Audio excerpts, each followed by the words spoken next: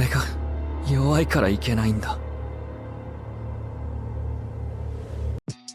The story commences with our injured protagonist, Ein, standing at the brink of a cliff. He blames himself for being too weak but finds relief in knowing that this will be the end. Ein challenges himself, questioning the purpose of his existence. In the end, he was never able to accomplish a single thing. 俺はなんで生まれてきたんだろう。生きてきた時間に。 And now it's simply over. In his last moments, Ian thinks about how poorly he was treated and how his life was the worst. People treated him like garbage, and now he will pass away like the trash he is. A while earlier, we watch as a warrior takes on a giant rat monster. He does well to fend it off.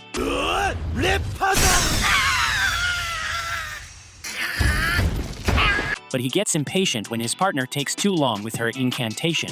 She eventually completes it and launches a powerful fireball to absolutely roast the beast. To them. Fireball!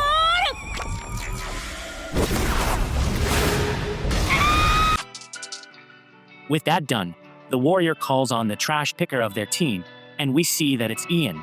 Ian tries to tell the guy that his name isn't Trash Picker, but he ends up tripping, and Ian's teammates mock him for being so useless.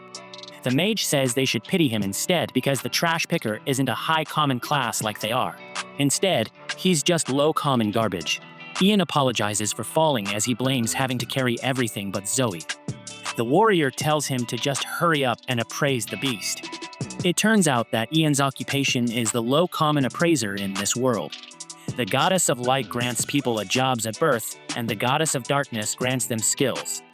By training their skills, hill people can hone all kinds of abilities, but jobs are passed down through generations and can never be changed.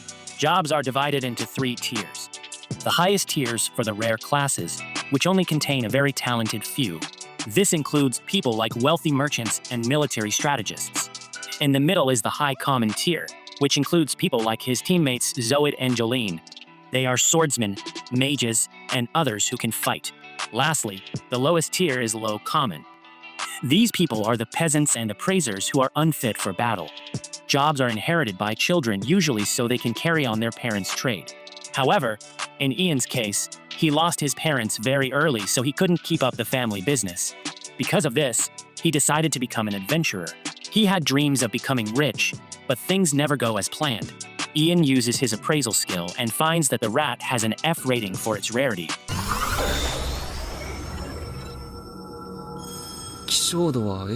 That's as low as it gets. But surprisingly, its incisors are AD rank. Ian fails to yank out the tooth, so he has Zoid for some help. Zoid is insulted, as he would never touch a filthy rat. And Jolene reminds Ian that handling trash is the trash picker's job. Zoid hits Ian with a rock and gets even more upset when Ian glares at him. He kicks our boy onto the ground and Jolene reminds him that they are protecting him. She says that Ian should be more grateful, and Ian has no choice but to apologize.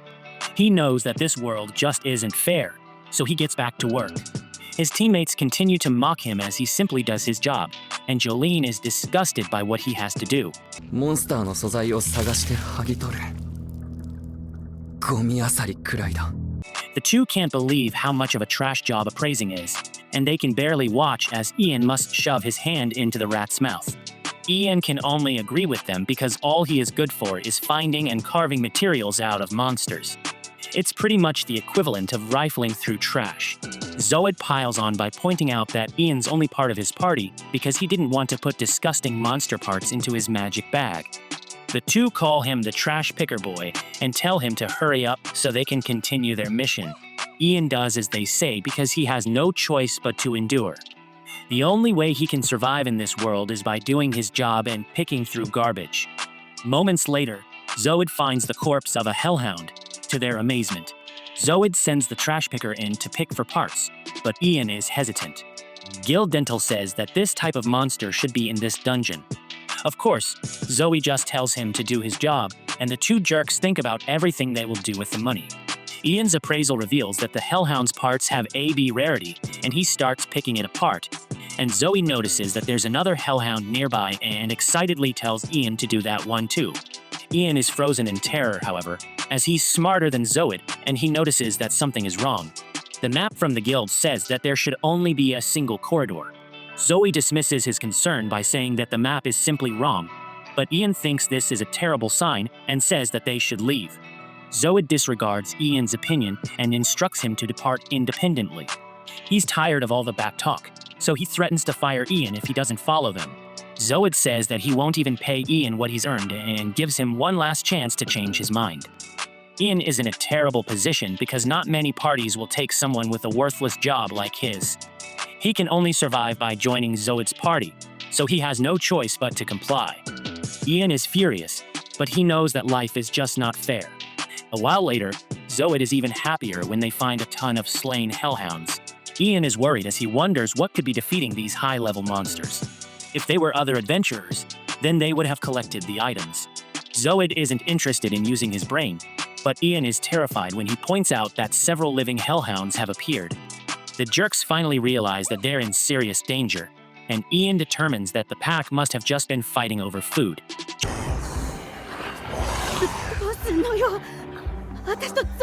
Jolene doubts they could even defeat one of these beasts, so they decide to run away. Running seems impossible as well, but Zoid comes up with a sinister plan. With evil in his eyes, he tells Jolene to cast a paralyzing spell on Ian. Ian is horrified, but Jolene is on board. She apologizes, and she's not ready to die yet, and she paralyzes our hero. She explains that if he's lucky, the paralyzation will wear off soon, and he might even be able to get away before being torn to pieces. Zoid slams his foot onto Ian and tells the pack that dinner is served. Ian can only watch in horror as his teammates say goodbye and they leave him behind. He can barely get the words out as he begs for help, but it's too late. The pack descends upon Ian and begins tearing into him. Luckily, the pain cancels out the paralysis, and Ian is able to defend himself. Tossing his bag reveals all the apples he was carrying, and this buys just enough time to escape.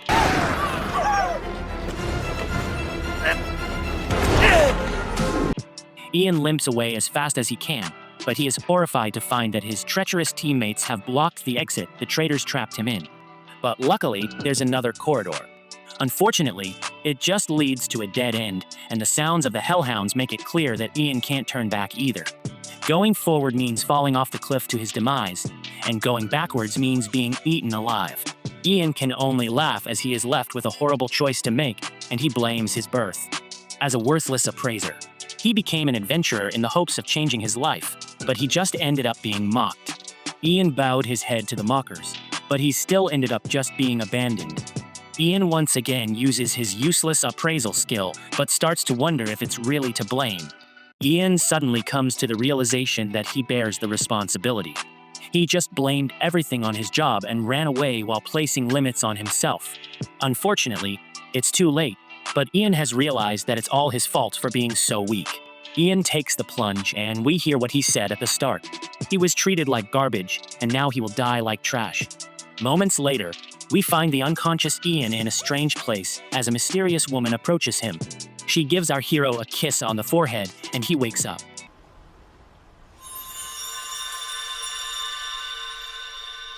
A moment later, Ian is stunned to find that he's still alive, and somehow all his injuries have been healed. He is then amazed by a giant tree nearby that is surrounded by giant walls of water, and he uses his appraisal skill and a droplet that falls from the tree. The appraisal results stun our boy as it reveals that it's a droplet from the world tree. His appraisal of the tree confirms that it really is the world tree, but it shocks him because he didn't believe it actually existed. Legend says that long ago, the world had a single world tree for people to produce the magic energy that they use day to day. They breathe in mana from the atmosphere and convert it within their bodies. The tree responsible for that mana is the world tree. Supposedly it withered away long ago, but no one can figure out how mana still existed.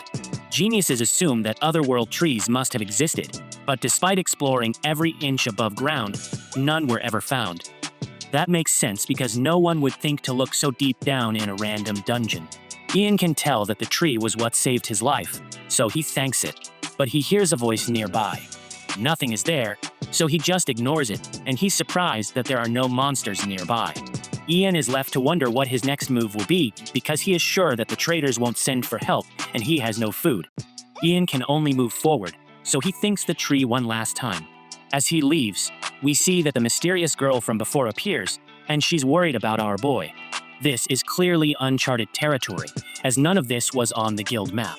Because of this, Ian fears that there might be monsters even stronger than the hellhounds nearby.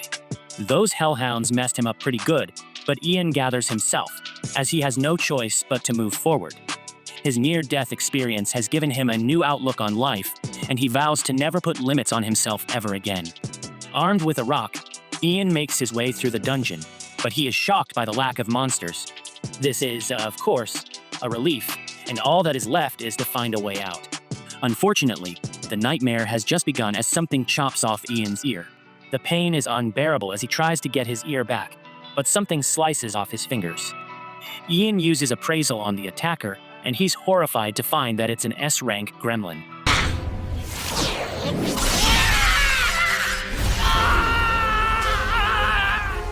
The beast instantly cuts into him, and Ian is reminded that being able to learn his opponent's rank doesn't mean he is strong enough to fight it. Ian tries to escape, but he's at the monster's mercy. The gremlin goes in to end his life, but Ian is stunned to see that it stopped, and it's now trembling in fear. Ian is horrified to see that an S-rank death bear has appeared, and the gremlin is completely crushed. The beast claws right through Aaron's face,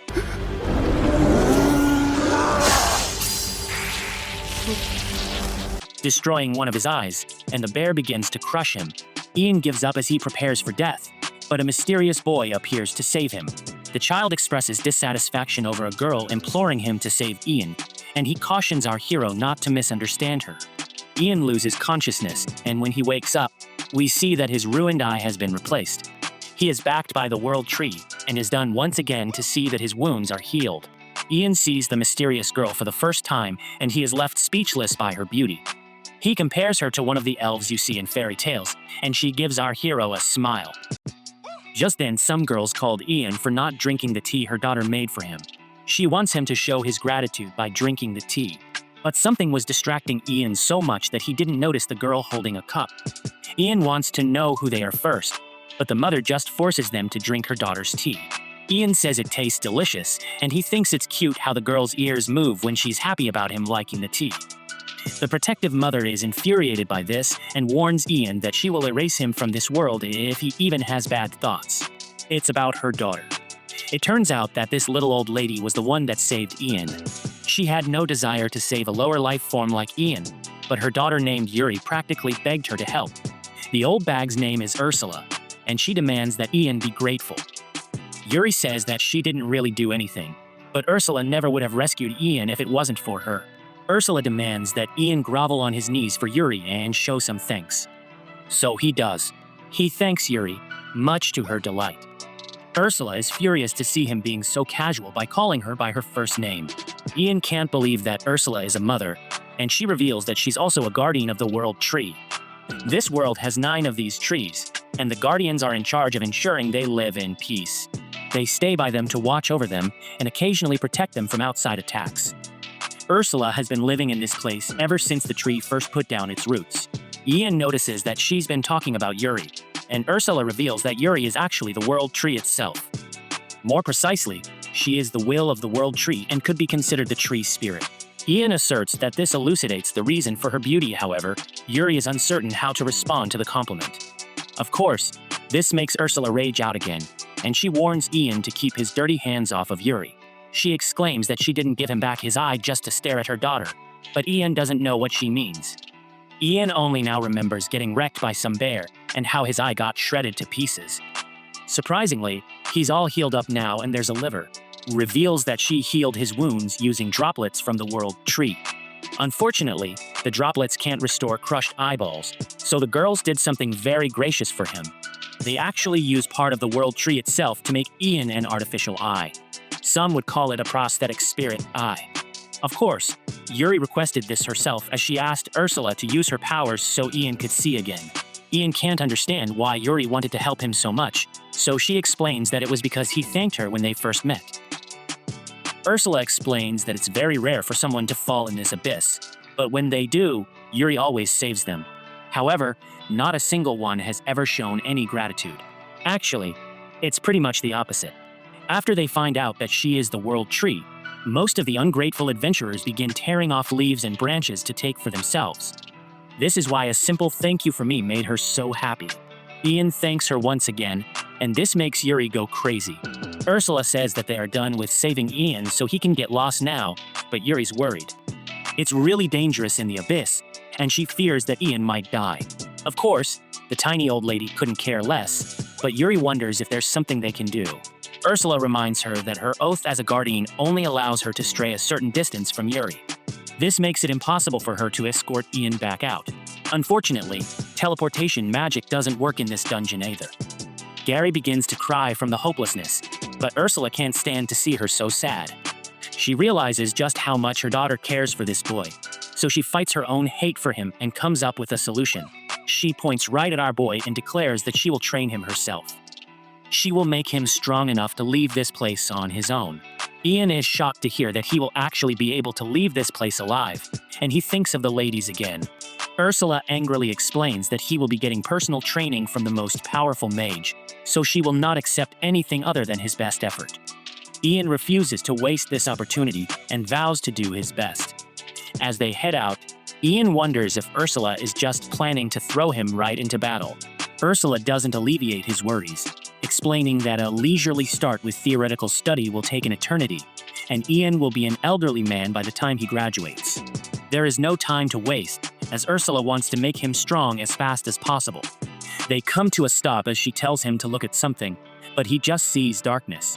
Ursula scolds the halfwit and reminds him that his left eye was generously replaced with a piece of the world tree. Ian says that his vision hasn't changed at all, but Ursula says that it's only because he lacks awareness, and Ian thinks deeply about how he lost his eye and fell into darkness. It wasn't until Yuri gifted him this eye that he was able to see light again. Everything he will see in this world from now on is thanks to the light that Yuri bestowed upon him. And as he thinks of how grateful he is, Ian's eye begins to feel warm. He opens his eyes and is shocked to find that they seem to be in a completely different place. Ursula is pleased and declares that it's finally time for his training to start. She wakes up a monster like the one that first attacked him, and it quickly attacks. Ursula explains that for step 1, Ian will have to dodge all its movements. Ian wonders if that's even possible, but Ursula reminds him that he has the power of appraisal. He does, but Ian points out that the appraisal skill is only good for getting intel. Ursula calls him a foolish child and reveals that appraising with spirit eye is nothing like doing it with human eyes. Ian uses appraisal with his spirit eye and is shocked to find that it's actually appraising the monster's next move. It's very descriptive, as it says that the monster will use its sight to cut off his right ear, and Ian is amazed. His amazement doesn't last long, however, as Ian just stands there and the beast cuts his ear off as he writhes in pain. Ursula explains that a spirit eye can appraise much more than any human ever could. It can appraise his opponent's moves, and Ian confirms that the beast did just what it's appraised that it would. Ian loses a ton of blood, so Ursula heals him right up. She brought some droplets that Yuri kindly gave her. With these, it won't matter how badly Ian gets sliced up, because Ursula will just be able to heal him right back. She desires Ian to take his learning of new techniques seriously, as there is no time to spare. The monster moves in for another attack, and the end appraisal reveals that it's attacking his left leg with its sight. Unfortunately, there's no way he can dodge it with his current reflexes. It would help if he could also know the exact timing of the attack, but he reminds himself that he has a spirit eye now, and he just needs to think beyond human limitations. Ian tries to use reappraise, and he is shocked when it works. It shows that the attack will end in 5 seconds, so Ian begins counting down. His timing is perfect, and he surprisingly manages to dodge the attack. This is the first time he has ever dodged an attack from an S-ranked monster, and he couldn't be happier. He tries to share his happiness with Ursula, but being distracted only leads to him getting sliced up again. Ian realizes that he can't get cocky, and he needs to work hard. He wants to be able to use a phrase as naturally as breathing. Ian is confident that once he learns to do that, his entire world is going to change. Ian dodges several more attacks, and we learned that it's now been 1 week since they started training. Ian uses his appraisal much better now, but he once again celebrates too early and gets cut up. Ursula's actually glad because pain is the best teacher, but Ian doesn't like how much he is enjoying this. As Ursula heals him, she reveals that Ian has received the passing grade, and it's time to move on to the next lesson. For this one, he will have to defeat the gremlin, but Ian reminds the old lady that he doesn't have a combat job. Ursula, of course, knows this and explains that he won't be relying on skills. It's all about relying on his spirit eye. She hands our boy a wooden sword made from the world tree and reveals that Yuri insisted that it be given to Ian. Yuri bore the pain of snapping off one of her branches just for Ian, so Ursula says that he can't refuse. He can't let it break either. Ursula promises to break him. As Ursula sobs at the wonderful gesture, Ian vows to be careful with it. And he thinks Siri just, and the monster comes at him again, and Ian uses a phrase to determine when and where it's going to attack. Ian thinks it will be as simple as waiting for the perfect time to strike, and he begins his countdown. The perfect time comes, but he ends up missing. Ursula explains that he's too slow, but she doesn't give him any advice. Ian's next idea is to hold his sword where it's going to attack, but that doesn't work either. He remembers that the monster is a living creature with a brain, so it makes sense that it would dodge when it saw a weapon. Ian becomes frustrated as humans and spirits don't see things the same way, and he just isn't getting it. Luckily, his instructor finally helps out and reminds him that moves are not the only thing his spirit eye can appraise. Ian thinks carefully and notices that appraise also reveals the trajectory of his opponent's attack. Instead of using his normal appraise, Ian remembers to use his spirit eye, and he uses super appraise. Ian is stunned as the gremlin has stopped moving, but he realizes what is really happening. When he appraises the trajectory of an attack, he gets to see the opponent's move in slow motion. This allows Ian to finally land an attack, but he is stunned to see that he defeated the gremlin with one swing. He realizes that while everything seemed to be moving in slow motion, he was still moving at normal speed during appraise. This amplified his speed in real time, so his attack struck with a ton of force. Ian celebrates his first time defeating anything, and to make it better, it was even an S-rank monster. Ursula scolds him for the millionth time after celebrating too early again, and she explains that this was nothing. For the next part of his training, he will have to defeat all the gremlins in the area nearby. Yuri hopes that Ian is doing okay. A while later, we return to our boy to find that he has improved greatly and defeated all of the gremlins. As for the next part of their training, Ian will have to appraise the gremlin's ability and make it his own. Ursula explains that humans can acquire skills by learning them, but monsters are born with innate abilities. Ian is confident he can appraise abilities, but he seriously doubts that he can take them. Ursula calls him a silly kid and reminds him that appraisal has always been about reading information on an opponent. The user understands the information and gains knowledge from it. However, now that Ian has a spirit eye, he can do more than just gain knowledge from that info. Now he can also gain experience. Ian gives it a try on one of the corpses, but this makes him feel intense pain as he screams in agony. Ian describes it as information being pounded directly into his brain. Ian wonders if he has the abilities of the gremlin now, so Ursula tells him to test it out. Ian finds that he now has incredible speed, but his body isn't able to handle it all. All of his muscles are completely torn, but Ursula says it's to be expected. She heals him and just tells him to keep running. She explains that you don't just use your legs while running, you use your entire body. Also, muscle fibers get stronger every time they tear, so he just needs to keep running. Ursula laughs like a maniac as she says that he just needs to endure this pain a few 100,000 times, and he will have a body that can withstand any kind of speed.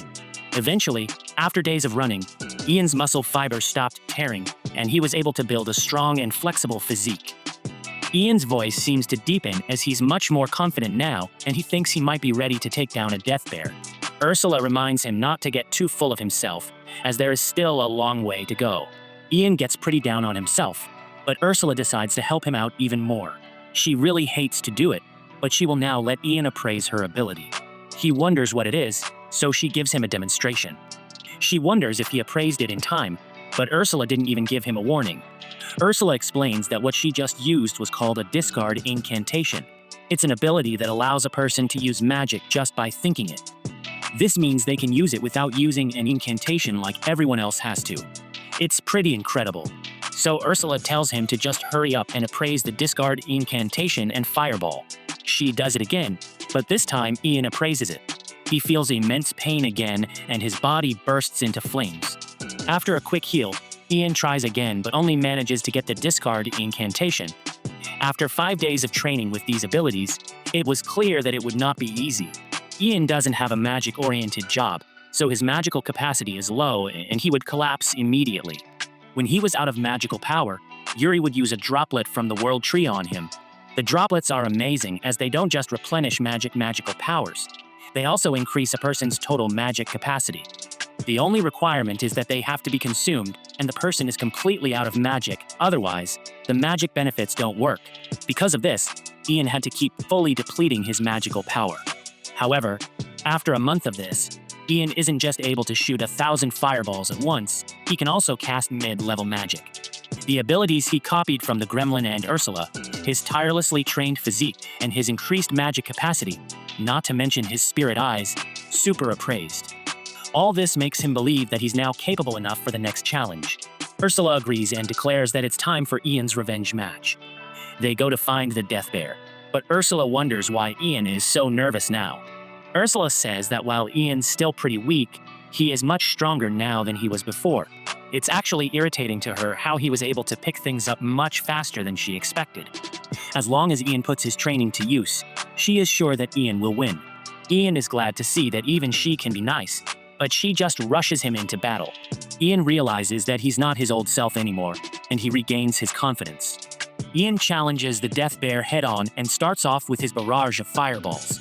Ursula mocks him for his terrible aim, but he at least managed to make a smokescreen. Ian uses his insane speed to get into position, and he uses super appraise to slow everything down. He follows this up with a windstorm attack and does some serious damage. The Death Bear is really angry now, and Ian realizes that his individual spells are weak because he's not a natural magic user. Because of this, he must make sure his attacks are precise and land directly. One hit clearly isn't enough, so Ian will have to keep hammering the beast until it falls. Ian unleashes his 100-round fireball next, and the bear shockingly collapses from the attack. Ian wonders if Death Bears were always this weak, but he realizes that he has just gotten a lot stronger. I appreciate you viewing my anime recap, Unruly Family. Please let me know what you think about this anime recap by liking, sharing, and commenting, and please subscribe to the channel to help us reach 5,000 subscribers.